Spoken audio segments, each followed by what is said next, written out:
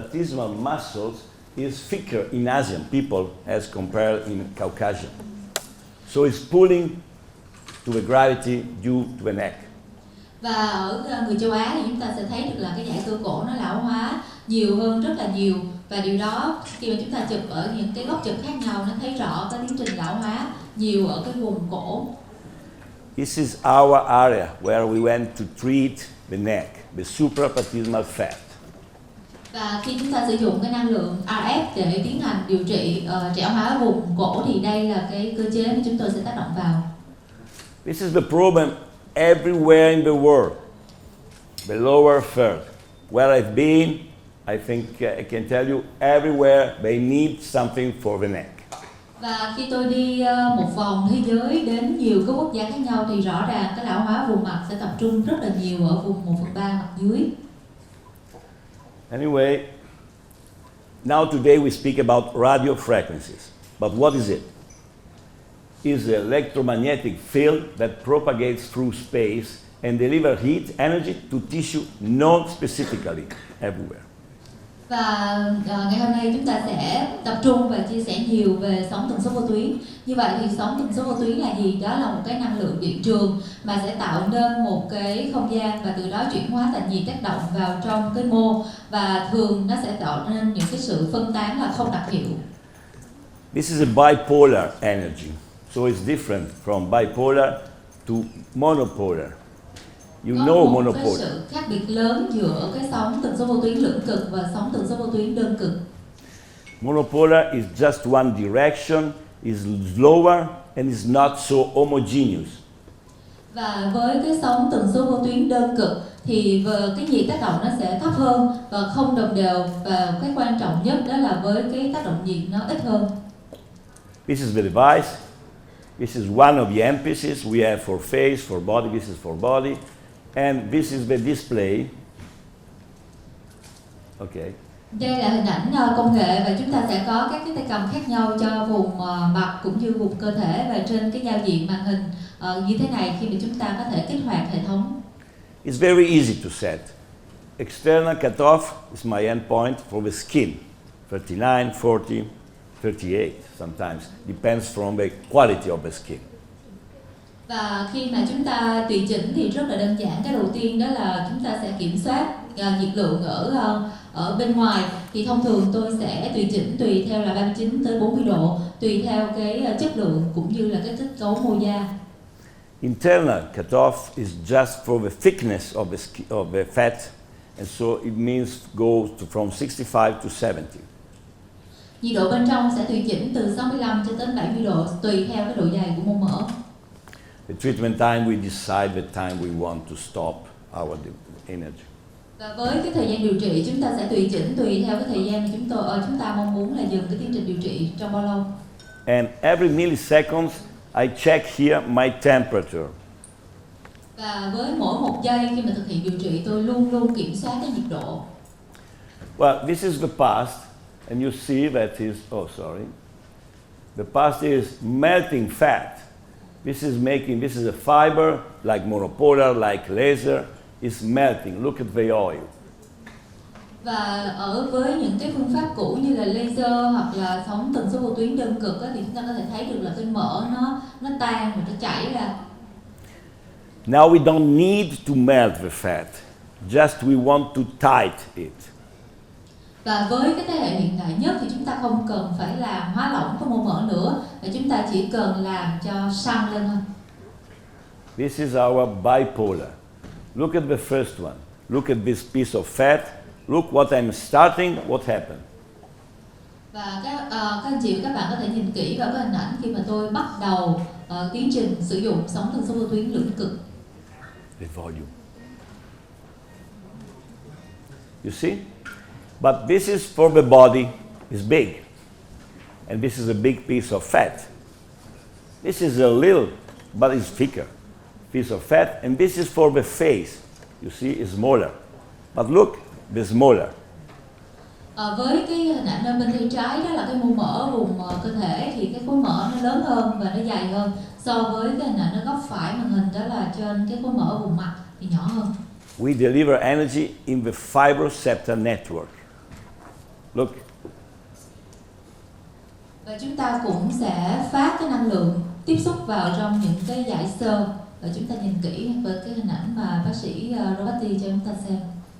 The high power can go in the horizontal fibroceptor or in the vertical. We decide what to do it. Look. Chúng ta có thể quyết định là phát cái năng lượng theo hướng nào, theo góc ngang hay theo trục dọc, tùy theo cái cách mà chúng ta sẽ tiến hành điều trị trên bệnh nhân. So we have a contraction of the length or contraction of the thickness. We decide, or every two. Chúng ta có thể tùy chỉnh theo cái hướng mà chúng ta mong muốn, hướng dọc hay hướng ngang. It's not going. Sorry. This is just a comparison about monopolar and bipolar. Well, it's saying, it's faster. I don't know why it's going, not going. But this is the depth of the broad treatment. Body tight is going deeper. Face tight and acutite. Acutite is smaller. It's going just where we don't have so much fat.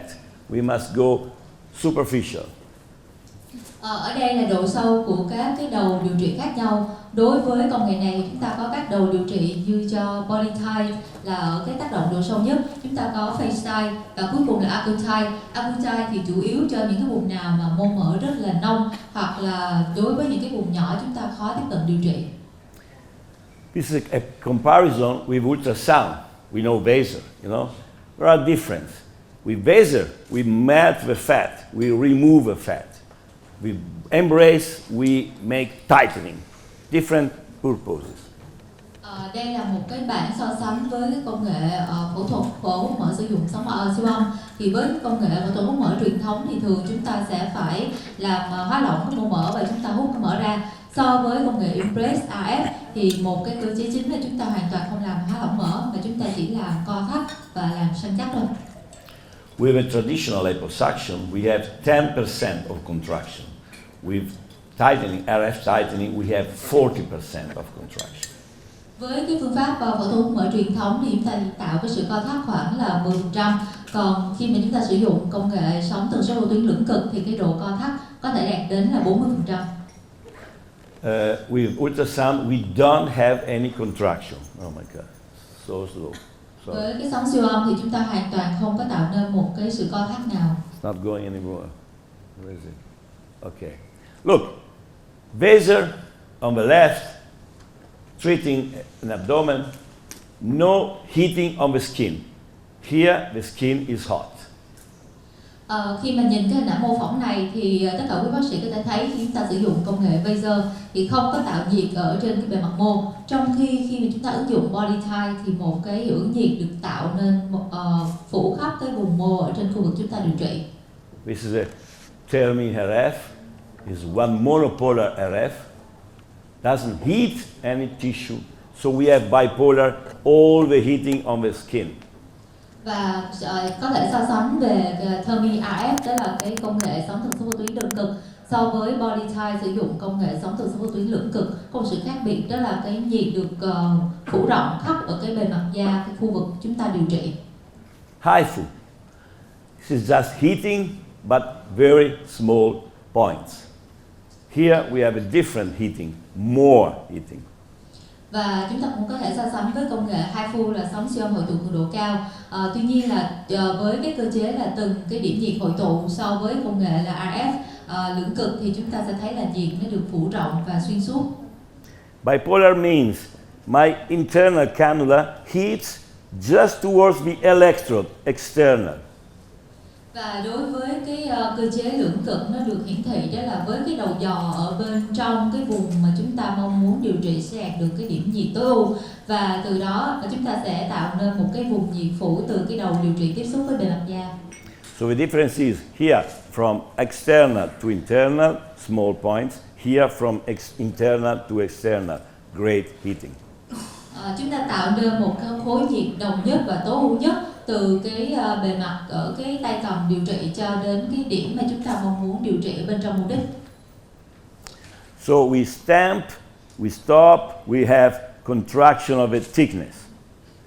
Chúng ta điều trị theo cách là đánh dấu theo từng điểm. If we go continuously, we have a horizontal heating. Và khi mà cái tay cầm điều trị mà đi theo cái vùng điều trị như mô phỏng hình ảnh thì các anh chị và các bạn có thể thấy được là cái nhiệt nó sẽ được tạo theo cái trục ngang. So 3D contraction, length, thickness. Và điều đó chúng ta có thể tạo nên cái sự co thắt ở cái cấu trúc 3 chiều, trái, phải, trên, dưới. Another thermal device, very known now, J-plasma, Renuvian. What is the best for you? This one? Look what happened. Come on, it's not good. Và câu hỏi đặt ra ở đây là với công nghệ tạo nhiệt nào được xem là tối ưu nhất và tốt nhất hiện tại? Look. So big cannula in the neck, I don't want to see. Yeah. Với cái công nghệ trước đây thì sử dụng cái đầu cannula rất là to thì hoàn toàn là tôi không muốn nhìn những cái hình ảnh này. This is the small one. This is the acutite, smaller. Cannula, very thin, goes just on the subdermis. There is a great difference. But especially the difference is that now FDA warns against the use of Renuvian because just in March 2022, they had just the risk associated with use of Renuvian J-plasma. Và với cái hình ảnh mà các anh chị và các bạn xem lúc nãy đó là tôi thực hiện cái liệu trình acutite với cái cannula rất là nhỏ thôi và từ đó nó hạn chế tối đa những cái thương tổn. Và một trong những cái vấn đề quan trọng nhất đó là công nghệ này đã được FDA chứng nhận so với Renuvian thì vừa mới không có được FDA chứng nhận do những cái rủi ro cũng như nguy cơ liên quan đến cái tiến trình điều trị. So now we know that the patient desire tightening and less invasive procedure. Và rõ ràng là cái nhu cầu của bệnh nhân ngày nay đó là họ mong muốn tìm thấy những tiến trình nào có thể giải quyết các vấn đề săn chắc da một cách hiệu quả. Tuy nhiên là không có mong muốn là phải can thiệp phẫu thuật. We know also that in the world there is an increase of non-invasive fascial rejuvenation. Và một cái xu hướng chung trên toàn cầu đó là một cái sự gia tăng về các cái tiến trình điều trị giãn hóa da không xâm lấn cho vùng mặt. And we know this is the ASAP's statistics that the facelifts and neck lifts are going down, minus 11%. Theo những cái dữ liệu thống kê, chúng ta cũng thấy được là cái sự sụt giảm của những cái tiến trình điều trị như phẫu thuật căng da mặt và phẫu thuật căng da cổ.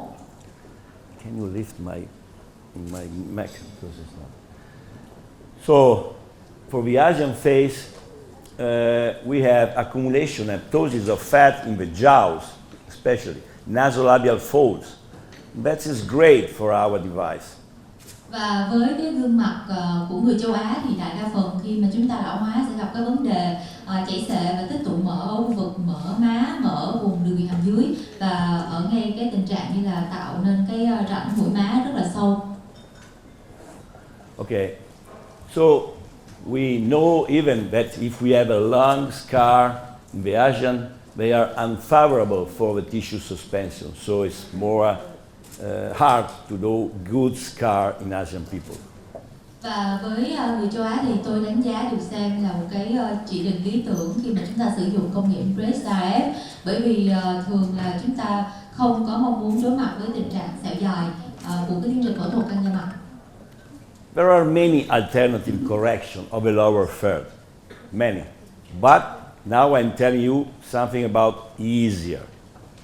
Chúng ta có rất là nhiều những cái giải pháp thay thế chọn lựa để có thể điều trị cái tình trạng lão hóa ở 1/3 vùng mặt dưới và cổ. Và ngày hôm nay tôi có mặt ở đây để mà chia sẻ cho tất cả mọi người về một cái cách làm nó đơn giản hơn, nó tiện dụng hơn và chúng ta có thể dễ dàng ứng dụng ở trong tại cái phòng khám thẩm mỹ của mình.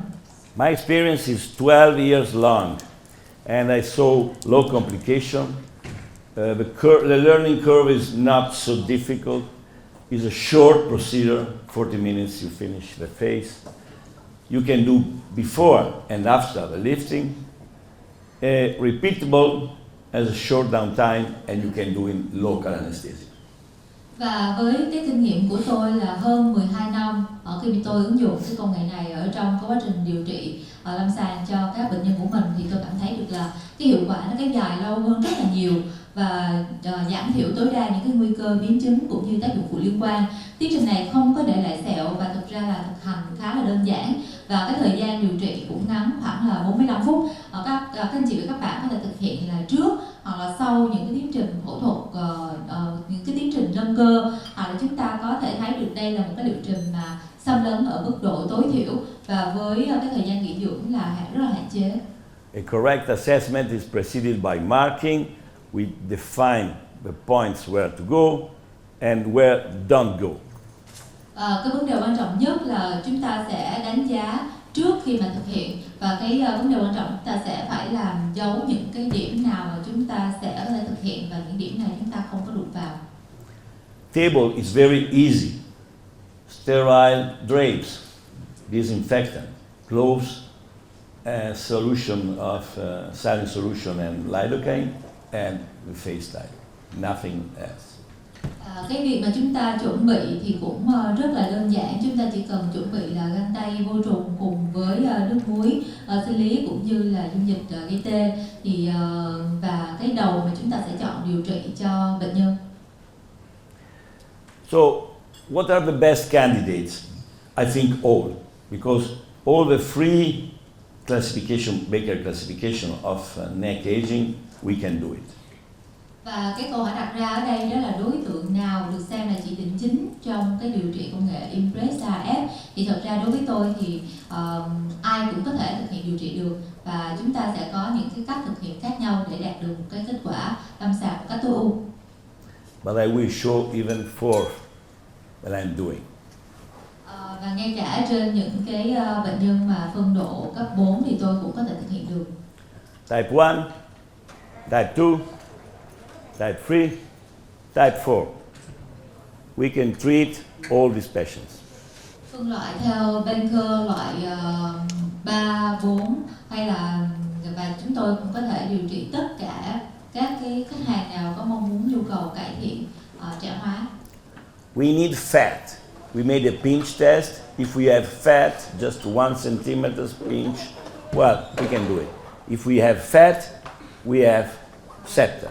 If we have septa, we have contraction. So we have a result. Và trong cái đánh giá lâm sàng thì cái vấn đề quan trọng nhất chúng ta sẽ thực hiện test véo da. Thì thực ra là đối với cái công nghệ này chúng ta thực hiện, khi mà chúng ta thực hiện test véo da có mở khoảng là 1 cm thì chúng ta vẫn có thể thực hiện được. Age is not a problem. We can do 30 years old, we can do 76 years old. Tuổi tác thực sự không là quan trọng, chúng ta có thể thực hiện cho những cái người trẻ khoảng 30 tuổi và cho đến những người lớn tuổi hơn, như là một cái bệnh nhân của tôi là 76 tuổi rồi. The young is like an Asian face, no definition of mandible. So we just need a contraction of the jaw. Trên những cái người trẻ thì một trong những cái lưu ý đó là tôi sẽ rất là tập trung để tạo nên một cái đường viền hàm sắc nét và thon gọn hơn. And I need this. More Chúng ta sẽ cần cái kết quả như thế này.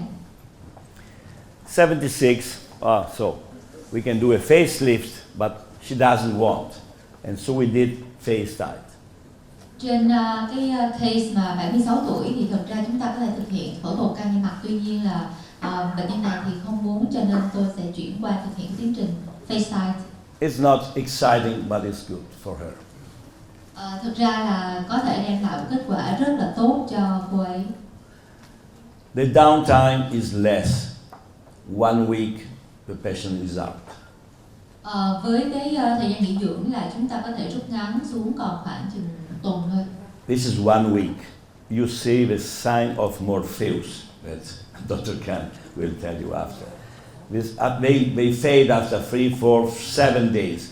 They're still here, so this is a week. She can go out.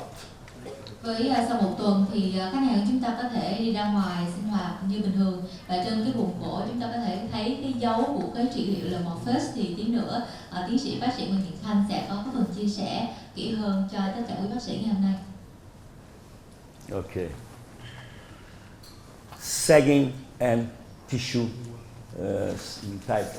We need more firmness in this tissue. Look at this man. She's bending and she has a lot of skin.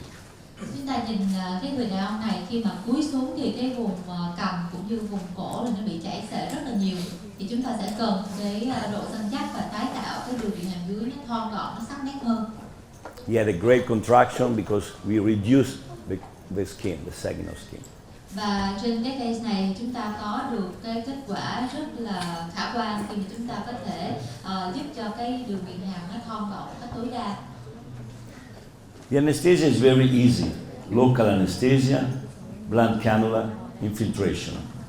Và khi mà cái bước chuẩn bị của tiến trình điều trị cũng khá là đơn giản, chúng ta chỉ cần là gây tê cục bộ với cannula độ tù. We don't do any two machines because two machines is a lot of swelling. I don't see my work. So I think 60, 100 milliliters of infiltration is enough. Đối với cái kinh nghiệm của tôi thì chúng ta có thể thực hiện từ 60 cho tới 100 mm đã là đủ rồi, bởi vì tôi không muốn cái tình trạng sưng nề quá nhiều sau cái tiến trình điều trị. So the goal of surgery, can go, come on. Sorry, come on, not work. Okay, okay, now it goes. Wait, come on. Technological problem. Again, go. Come on. Okay.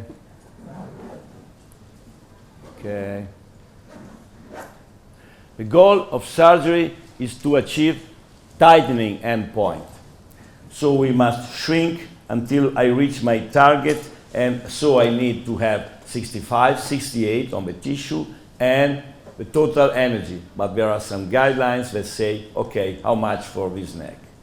Và cái mục tiêu chính của cái tiến trình mà chúng ta thực hiện đó là đạt được cái hiệu quả săn chắc tối ưu, thì tôi sẽ đo cái nhiệt lượng ở trong cái mô khoảng là từ 68, 69 độ, và cái quan trọng nhất là chúng ta sẽ kiểm soát cái năng lượng đầu vào. Thì có một vài cái bản hướng dẫn và tùy theo kinh nghiệm mà các bác sĩ có thể hiệu chỉnh được khi mà chúng ta có nhiều kinh nghiệm với tiến trình này. This is the face type, and these are the small entry points we have.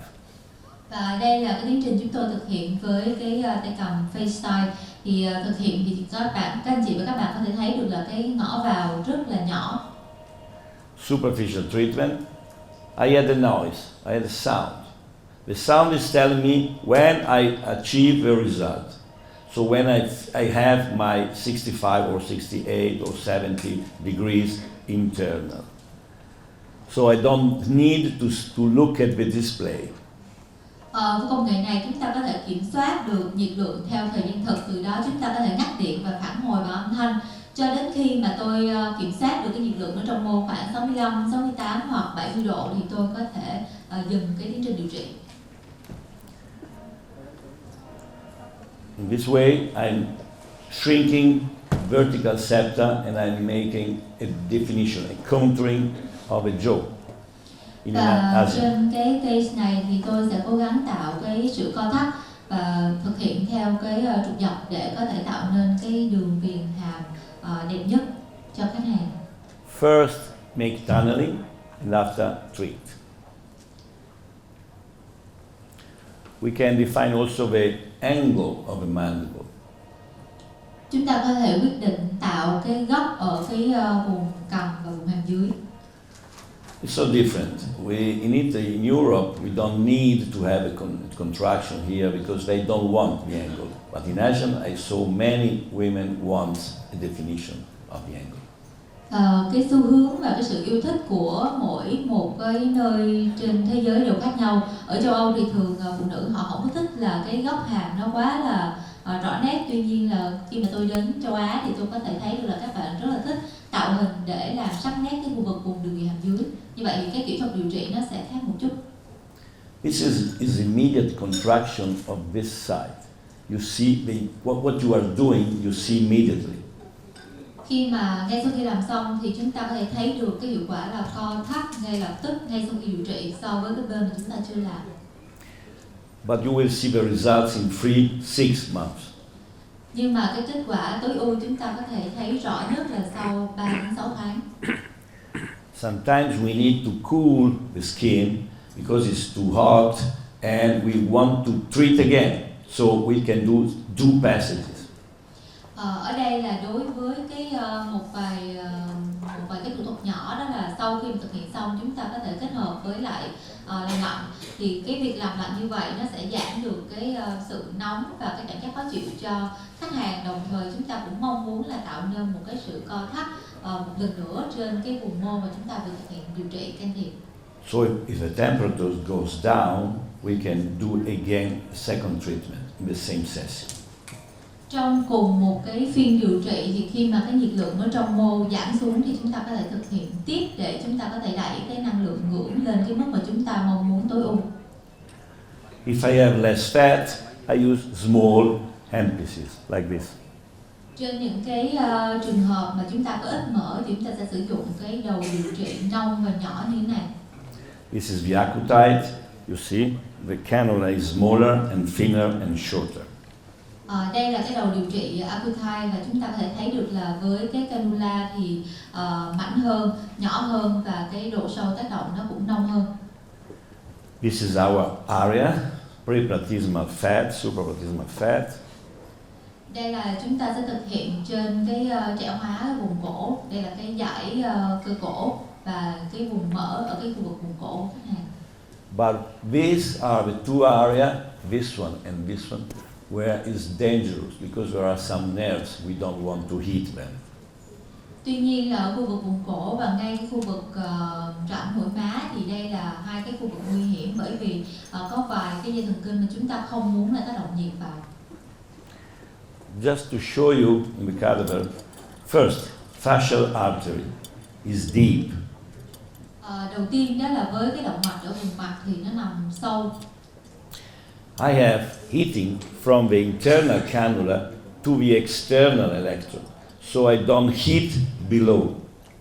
Cái điều quan trọng nhất là tôi mong muốn là tôi đưa cái nhiệt lượng vào cái khu vực mô đích và kiểm soát bởi cái năng lượng ở ngay cái đầu tiếp xúc điều trị với bề mặt da, và từ đó cái năng lượng sẽ được kiểm soát ở cái vùng mà tôi mong muốn mà không đưa xuống sâu hơn dưới mô. So I'm safe and I don't can hit any fascial artery. Và cái quan trọng là tôi không có làm nóng và tác động nhiệt vào bất kỳ một cái động mạch, tĩnh mạch hay thần kinh nào ở vùng mặt. Second, marginal mandibular nerve is going superficially, but here, look. Và với cái động mạch nằm ở vùng đường viền hàm dưới thì nằm rất là nông, thì chúng ta cần phải lưu ý ở cái điểm này. Is 3 cm from the masseteric tuberosity. Và cách so với cái động mạch chính là khoảng là 3 cm. And is crossed with fascial artery, but we know that there is a relation of the border of mandible is 80-85% is in this side. Và thường là trong những cái báo cáo chúng ta có thể thấy được nằm ở cái khu vực mà chúng ta khoan cái vỏ trống khoảng từ 85 cho tới 88%. Sometimes it's coming superficial before. Look, this is under the masseter. Look at the nerve, this is the white one. You see it's coming up. Ở đây chúng ta sẽ tiến hành phẫu tích để xem về cái thần kinh ở vùng đường hàm dưới là nó nằm rất là nông như thế này. So we must take care about this area. What area? This. The Như vậy blinking. thì từ cái khu vực rãnh mũi má và đi xuống cái đường hàm dưới thì chúng ta phải cẩn thận. Because this is a motor nerve, it's doing something about the depressor angularis, and we did not need to heat it. Và vì chịu trách nhiệm cho biểu cảm ở vùng mặt dưới cho nên chúng ta sẽ cần phải cẩn trọng và không có tác động nhiệt vào khu vực này. Here you see our enemies, marginal mandibular and fascial artery. Ở đây chúng ta sẽ chú ý về cái động mạch vùng mặt và với cái thần kinh